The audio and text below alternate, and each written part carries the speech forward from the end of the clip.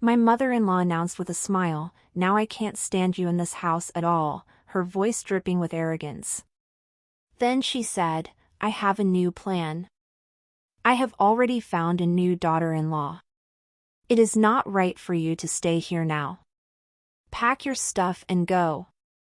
Then I asked her a question and said, "Don't you know about this?" She was immediately shocked.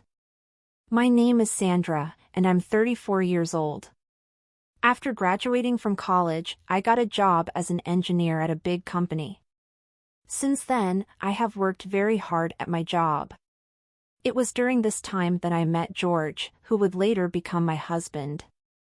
I met him through work when I was 28 years old.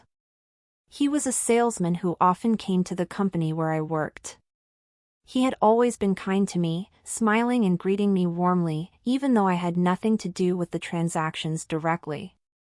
It was at a company drinking party that I got closer to him. The person in charge of working with George liked him a great deal, and when we greeted each other, he left a good impression. The person in charge invited him to join us, and that was the first time I spoke with him. We hit it off when we discovered that we had similar interests and tastes. We exchanged contact information and started dating. 2 years after we started dating, we got married. We have been in love since the beginning of our marriage and are still a very close couple. My husband has been my rock, supporting me when I made big decisions, such as when I started my own business. I was unsure whether I should quit my job to work as a freelance engineer. My husband encouraged me, saying, "You kind of want to do it, that's why you're feeling bothered, right? If that's the case, you should give it a try." I tend to be cautious and not very adventurous, and I was worried about whether I could earn a steady income or take vacations. I focused on all the potential disadvantages and hesitated to take the plunge. But my husband reassured me, saying, "Don't worry, I will support you, even if you don't know much. Just go ahead and take the plunge." So, I resigned from my job and started working as a freelance engineer. My workload increased more than I had expected. It seems my experience working for a major company had made me trustworthy, and I was soon entrusted with many large projects. My income became incomparable to what it used to be, and my husband and I were thrilled to see our savings grow. I was happy about the increasing income, but even happier that my husband encouraged and supported me. With him by my side, I felt I could overcome any difficulties and take on new challenges. These days, we travel and go on drives together when my husband has time off. Of course, we still save money, but we also indulge ourselves without worrying about finances, and we are enjoying our time as a couple. Then, one day while working at home, I started feeling unwell. When my condition didn't improve after a few days, I went to the hospital for a checkup. To my surprise, I found out that I was pregnant. I went home, anxiously awaiting my husband's return that evening. I immediately told him when he got back from work, "Guess what? I went to the hospital today." "Oh, I see. I'm sorry I couldn't go with you. How did it go?" My husband was hanging his suit jacket on a hanger as he spoke. I chuckled lightly and said, "They told me I was pregnant." My husband stopped hanging up his suit and looked at me in shock. "What? Seriously?" "Yes," I replied, beaming. With a big smile on his face, my husband exclaimed, "Really? We did it! Thank you, Sandra."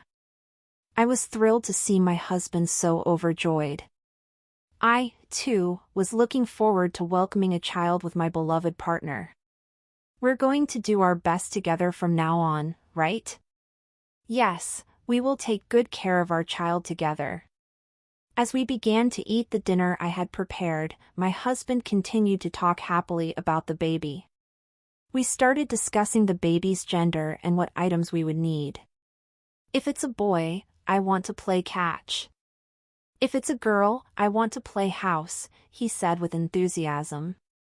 Then I shared something I had been considering for a while. If you like, why don't we build a house soon? What? He asked, surprised. We have a lot of money saved up, and if we have a baby, the room we have now will be too small. I thought it might be a good time to buy a house. If we get a new place, the kids can run around as much as they want.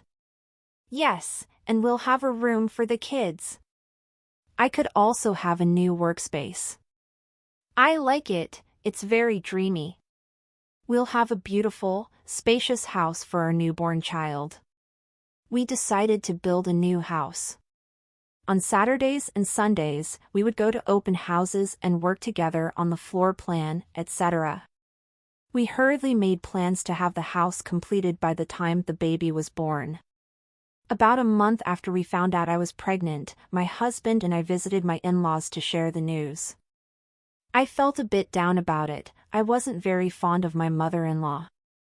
Their house was about 30 minutes away by car, but I hadn't visited them often. When we were first married, I would visit during Thanksgiving and New Year's, but during those occasions, she would criticize me, saying that women focus too much on their jobs. Whenever I saw her, she'd ask when I was going to have grandchildren. She often complained about my work, saying, "All you do is sit around on your computer, don't you? I don't like you because you're kind of a nerd. That means you're not a social butterfly, right?" George is a very communicative salesman, but his wife is like this. It's not that I have poor communication skills, it's just that I'm good at computers and I enjoy my work, which is why I have this job. My mother-in-law had a lot of heartless things to say to me, but that was only when we were alone together. When my husband and father-in-law were around, she put on a mask. I was horrified each time and grew bitter towards my mother-in-law. Gradually, I began to avoid her and visited her less often. But this time, since it was to share the news of our child, I couldn't skip it. Besides, she had been asking me when I would have children. She would be happy to hear about this, right? As I felt a mix of anxiety and anticipation, my husband drove me to my in-laws' house. My mother-in-law, whom I hadn't seen in a long time, greeted me with her usual blank expression.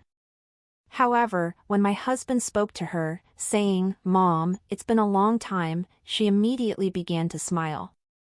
Her tone shifted, and she started talking happily. "It's been a long time. I hope you've been well too, Sandra." "Oh yes, I've been fine," I replied, feeling a bit relieved. "Really? I'm glad to hear that. Come on, come in," my mother-in-law invited us in. When we reached the living room, my father-in-law greeted us warmly. "Oh, you've come a long way." I was about to sit on the living room sofa with my husband to chat with my father-in-law, but my mother-in-law asked me to help serve tea. I went to the kitchen, feeling uneasy inside. As expected, my mother-in-law looked at me coldly and said some hurtful words. "I haven't seen your irritating face in a long time. I wonder if you're still doing that lowly job you've been doing. I hear you plan to keep working even after the baby is born. I hope you're not going to say something stupid like that." Despite her mistreatment, when I returned to the living room to serve tea, she instantly switched to a cheerful demeanor in front of my husband and father-in-law. When my husband told her that I was pregnant, my mother-in-law said something that didn't seem genuine. "I'm so happy. Thank you, Sandra. I can't wait to see my grandchild's face. You're a really good daughter-in-law." Her sudden change in attitude bewildered me, but I had no choice but to wear a fake smile. We had already told them about my pregnancy, and I just wanted to get out of there. I resolved to get through the conversation by giving appropriate responses. However, something unexpected happened during our chat. It all began with a casual remark from my father-in-law, "Won't your current room be a little small when you have a baby?" My husband happily responded about building a house, and then my mother-in-law jumped in, "What? You're building a house? A bad feeling crept over me. Then she made a surprising suggestion: let's make it a two-family house. What? My husband and I were taken aback. But my mother-in-law continued, seemingly unfazed by our reactions. Since this house is getting old anyway, we were thinking about renovating it soon or selling it and moving somewhere else. If we make it a two-family house, we can support Sandra during her pregnancy and live with our grandchildren too. Don't you think so, honey? My father-in-law looked puzzled by her comment. Well, it sure would be nice to live with my grandchildren, wouldn't it? Then my mother-in-law, as if she had another agenda, added, right. It's not easy when you have a baby, especially since you're planning to work after the baby is born, right, Sandra? Wouldn't it be reassuring if I were there to help with the housework and child rearing? She said this with a feigned look of concern on her face. My mother-in-law encouraged us to build a two-family house. The pressure was so great that I flinched, but my husband said, well, it's important, so let us think about it. Now that we've told you about the pregnancy, it's time for us to go home. I was surprised by how excited my mother-in-law was, but I felt relieved that she was happy about the birth of our child. However, I honestly believed it would be difficult to live together in the same household. After all, I still didn't trust her, considering the way she had been snubbing me. Since then, though, my mother-in-law seemed to have stopped harassing me. On the contrary, she regularly sent me emails expressing concern for my health. She replied to my messages with kind texts and didn't say anything unnecessary. I wondered if my mother-in-law had genuinely changed her mind. I decided to visit my in-laws during Thanksgiving for the first time in a long while, and they were extremely kind. Even when we were alone, she was pleasant. After that, she continued to send me regular texts with kind words. I had let my guard down because my mother-in-law had become so kind to me. Then my husband asked me about living together with them. He wanted to ensure the house would be ready soon after our daughter was born. The deadline was surprisingly early, so we had to decide quickly what to do with the house. I had been working with my mother-in-law, who was becoming much kinder to me, and I was beginning to think that living in the same house with them might be fine. I certainly appreciated my mother-in-law's help with housework and childcare. I could ask her to take care of my child when I needed to concentrate on my work. Let's just go ahead and build a two-family house, I said. My husband looked surprised. Is that really a good idea? You don't like my mom, right? What? I don't know. I just don't think you and Mom have ever really gotten along. I felt like my husband was watching me carefully. I knew there was still a part of me that didn't like her, but lately, she had been very kind, and I thought we could get along now. Thank you for saying that. I'm glad you care about my parents, he replied. You're right, my mom can be a bit of a pain, but I'm sure she will take good care of the kids. So, we went to the construction company we had originally hired and informed them that we wanted to change our plans to a two-family house. Since we had already decided on the floor plans to some extent, we decided to expand the rooms based on that. The arrangements for the new house went smoothly, and we even visited the construction company with my in-laws. I thought it would be quite lively with the birth of our child, and I was excited about the fun to come. A few months passed, and I was about to enter the last trimester of my pregnancy when construction started. I was very happy to see my in-laws cheering for me. It felt like our new life was finally starting. A few months later, I successfully gave birth to a healthy baby girl. My husband and in-laws were delighted, and all we had to do was wait for the house to be built. Finally, the new house was completed. My husband and I took our daughter to the new house.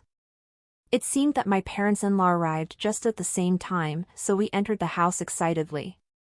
The new house was so beautiful and spacious that just walking around it filled us with happiness. My husband and father-in-law were both thrilled to be in their own rooms when I was suddenly called by my mother-in-law. "Come over here for a minute, Sandra." I thought she was at her house, but for some reason, she was at ours. I went to the kitchen, where she called me. "What's wrong, Gemma?" "I can finally tell you. I want you to get out of this house." "Huh?" I couldn't process her words, it was so sudden.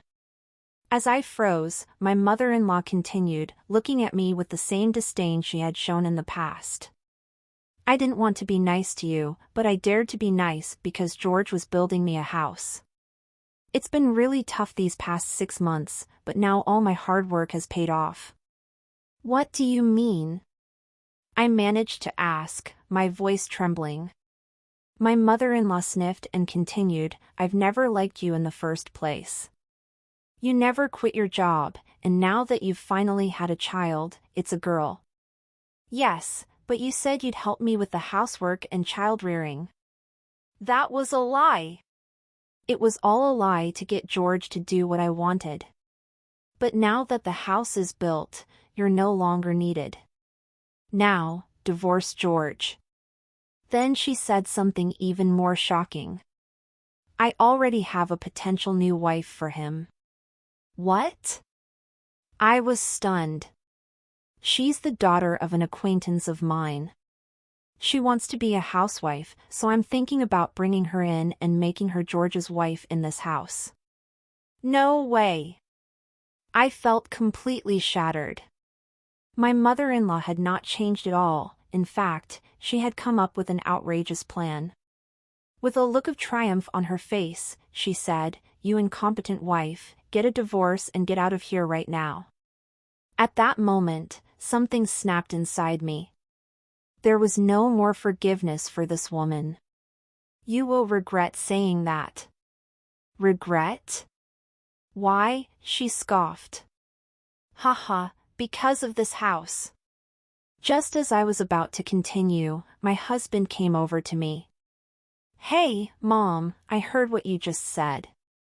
What do you mean you're kicking Sandra out? Or that you will have a new wife?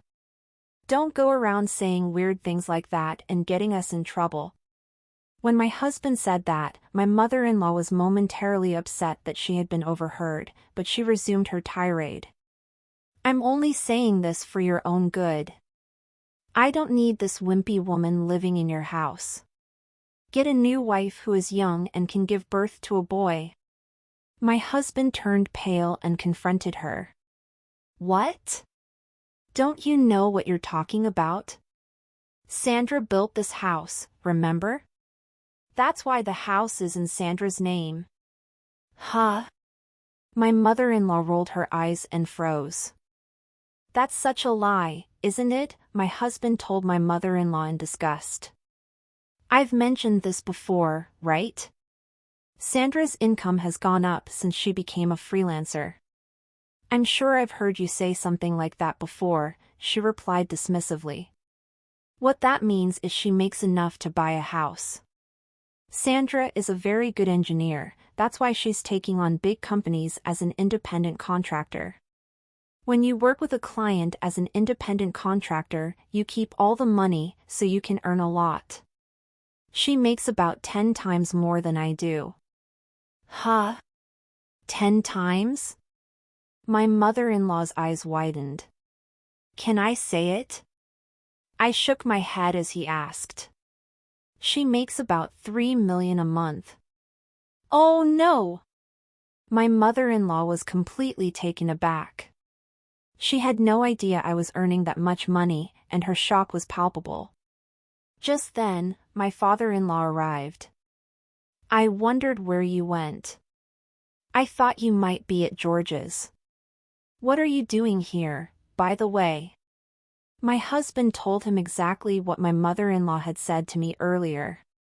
His face turned red. "So you were talking to Sandra like that? You have done a shameful thing by bullying her." My mother-in-law was visibly shaken by my father-in-law's angry voice. "Sandra, please be honest with me. Has my wife been mistreating you? When my father-in-law asked me that, I decided to tell him everything honestly, how my mother-in-law had been bullying me since the beginning of my marriage and how she had only been kind when we were building the house. He glared at her. I'm already disappointed in you. I'm divorcing you. What? She exclaimed. I don't want to be with a woman who can't take care of the person who is important to her son. If I retire, the person I'll be around all the time will be you. I don't want to be miserable in my old age. You are the one who is leaving. I'm divorcing you right now. No way.